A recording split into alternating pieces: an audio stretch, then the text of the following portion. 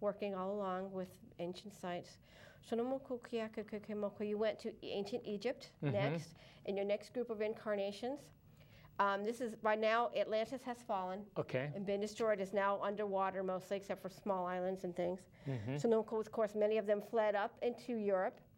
Not only the Mediterranean, but ancient Egypt, as well in the Yucatan. They went all over, even North America. They fled to different locations. Different locations, yes. You met Thoth. You know him. He is my father in that ancient life. So we didn't have too much contact because I was busy doing other things at that time, but you worked with Thoth in the Great Pyramids, as well as other locations up into Samaria. You even went over to India in the beginning of some of the ancient sites in India. Some of them are now underwater. Some of them are buried in ancient cave sites over there. You worked with the Anunnaki as well. Some of the early Anunnaki were good of heart, meant well, but were not the smartest beings in the world, I would say.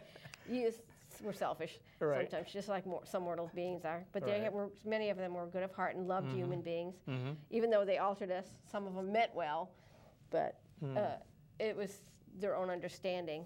Now have incarnated, many of them, to help us out. So you actually worked with Enki, who loved humankind, helped genetically alter us, unfortunately, but also loved us very much and left much of his DNA on the planet. It is through his mother, Antu, the bloodline of the Holy Grail is Antu is a very sacred holy being on the Andromedan section, and through the descendancy has given us that ascension DNA, and that's the bloodline of the Holy Grail. Because it's through the women that it descends, although men have it, like Jesus Christ had it. So Jesus himself is an incarnation from Enki, but also he's from Venus as well, and other incarnations of higher beings coming in, all his higher beings coming in to serve us. She worked with him as Enki and Thoth. Thoth was actually Enki's son, his youngest son. His Sumerian name was Ningishida. So you knew of them, you worked with them. You actually also went down to ancient Antarctica, which had been destroyed from the Atlanteans, was an Atlantean, and many other ancient cultures there are now under ice.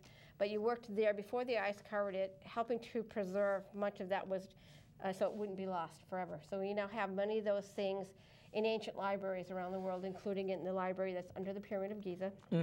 There's also ancient libraries over in the Yucatan. You actually helped bury some of those, and up in Peru. So after you were kind of going back and forth. You went to Antarctica, rescued some of the artifacts and stuff, brought them to Peru, went back to Antarctica, brought some up to the Yucatan, went back to Antarctica, went up to Egypt again. Stayed there for about 3,000 years. Up until the time, almost but not quite, where the first pharaohs began.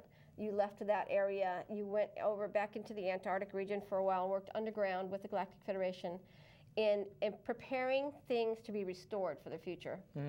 So you stayed there for about 2,300 years, went up into Peru and incarnated there. You worked with many of the early Peruvian shamans, teaching many of the ways of consciousness and the star systems and maps. Many of those things. There's actually several ancient monasteries that have been built anciently. Some of them are in disarray, but some of them are still preserved and used today.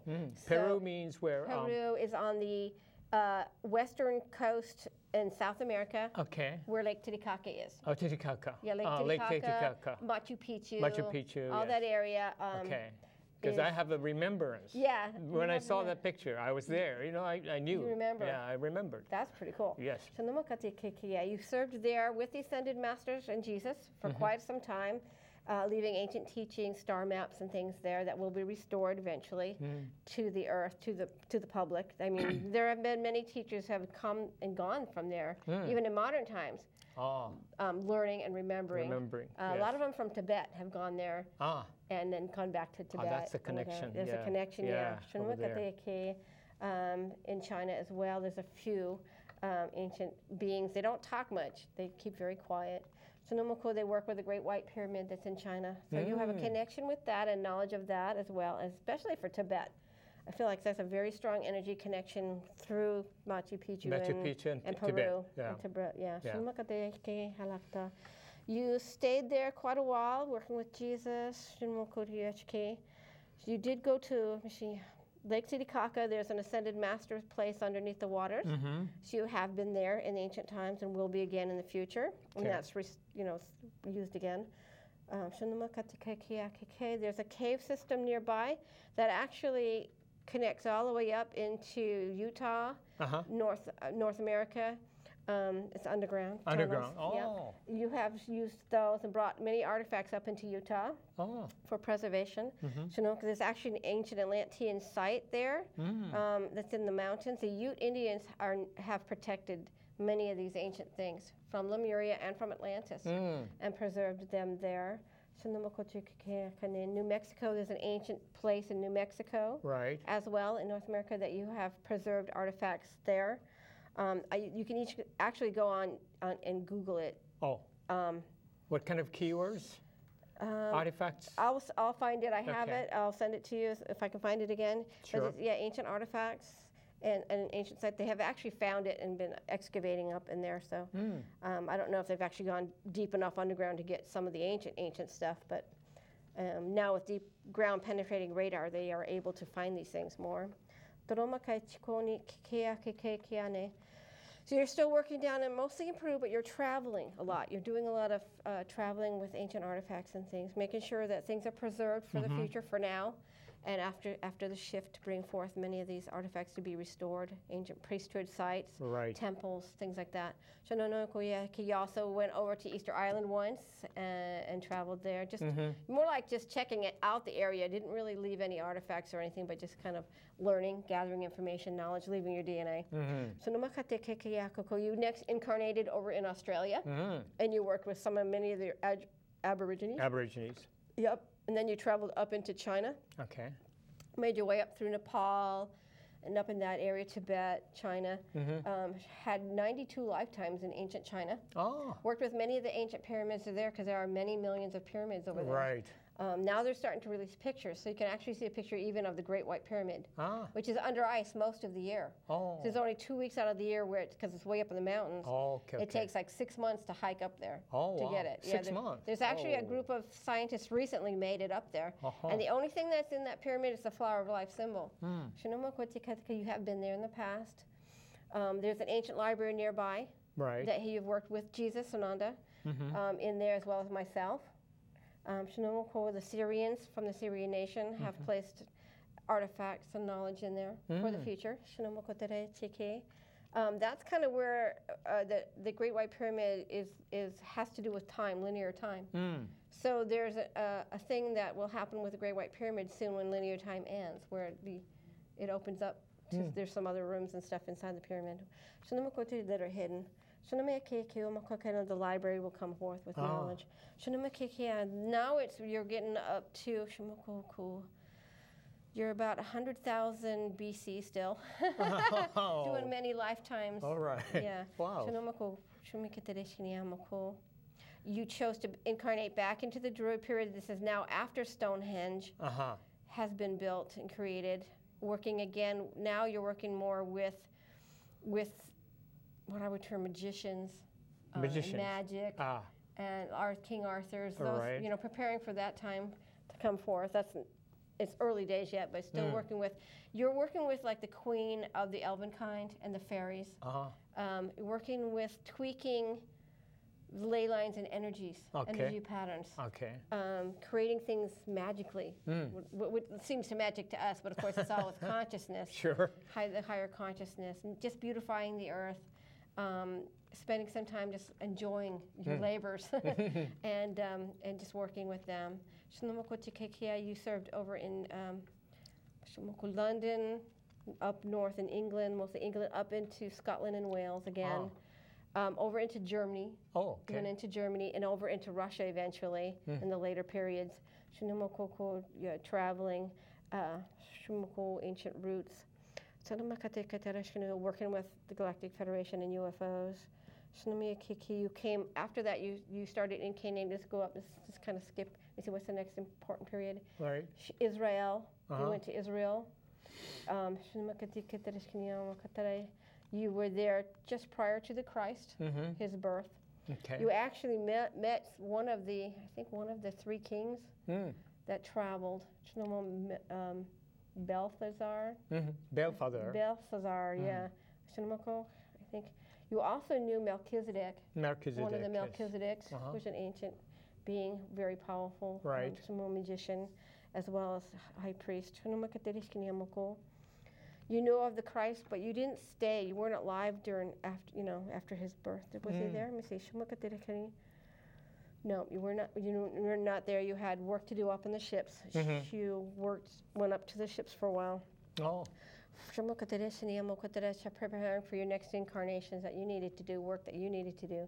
Although you knew of the Christ, you knew the whole history of the Christ and everything, his reason for being and coming. Right. So you know Sananda on the higher levels anyway. You served over in Rome. You had a Roman life after that. It was after the Christ was crucified and died. It was like 90 AD. You incarnated there. You were trying to change things for better. So after the Christ? After Christ died, you chose to incarnate in about 90 AD. Okay. And you were a politician, trying to make things better, trying to almost break the Roman evil control, but weren't very successful. You were locally successful in the towns that you went to, but on a whole, you weren't very successful. You served 9 lives in that area at that time period, all in Roman, proconsuls, Roman. You were a doctor in one lifetime there. You served in the medical professions, trying to make things better in healing. Bring forth new knowledge of healing techniques and stuff. You went up to Naples after that and served 3 lifetimes there. You went back up into France. Now it's up we're up into almost the 1800s. 1800s. Yeah, okay. we're kind of skipping. There's lots of lifetimes in between. Southern part of France? This is no, you're more towards Paris, the Louvre, that kind of area. Medical profession again, serving healing techniques, bringing forth more modern things. Right. You actually learned Chinese, what do you call it? Like acupuncture, yes. And different healing techniques from the Orient. Okay. Not just Chinese, but like Korean, different things that were knowledge of that time, bringing it forth. Using herbs and acupuncture and different things, healing with energies. You served 6 lifetimes in that area in France, but you did go to southern France in one lifetime. You actually went down into where Marseilles is, where Mary Magdalene was. In that lifetime, you were actually a monk doing religious studies. You were a member of the Catholic, what would be termed the Christian or Catholic Church at the time, and you were trying to learn about Mary Magdalene and Christ in that lifetime, trying to pick up ancient histories. Right. Excuse me, and different things. So you're trying to gather knowledge in that lifetime, which was interesting. Yeah. Okay, and the last lifetime before this one, you were born in Korea. And served, it was North Korea. Okay. Before some of the politics that were taken over. Your father was a doctor in that life, and you were studying in his shoes, but also doing some farming. And pretty much you tried to be more free. In your choice, but of course the governments then were starting to be oppressive. This is what age, approximately? Well, Earth time? Earth time. There was you were born in, you died in 1910, you were born in 1862. So you didn't have a long life, but you served well. You died, what did you die of? You died of a disease. You got sick. Okay. And passed away. All right. I would say your Atlantean lives are one of the most important ones, although your spiritual etheric lives in Lemuria ties you here. Your druid lives are very important because of your magic skills and your consciousness is very high. Okay. So those are very important lives for you. Thank you. Your guides, let's go check out your guides. In this life, Archangel Michael and Gabriel.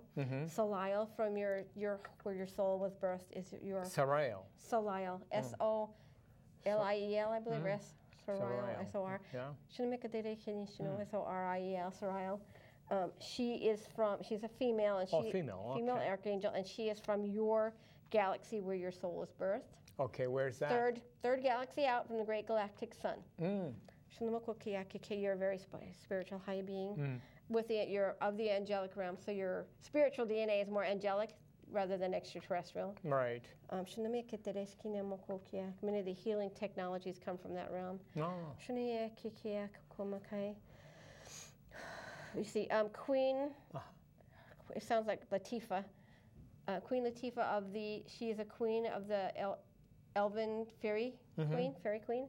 She is acting as a guide for you if you wish to connect with her with your third eye and converse with her on a spiritual level for more knowledge of your lives with them. She will bring that forth for you and help awaken that. Okay.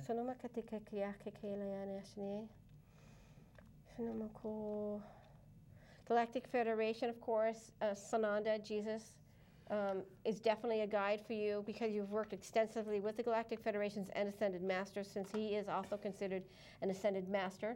He'll help you with anything that you want to know, especially like I'm seeing Peru. So any of the lives that you were seeing, works that you were doing with the Galactic Federation, help bring that forth in your ancient Peruvian lives. Okay. And also with Atlantis. And early Egypt as well, if you wish. Thoth says he'll help you on the Atlantean and Egyptian stuff. Oh, okay. Because he's worked extensively with ancient Egypt.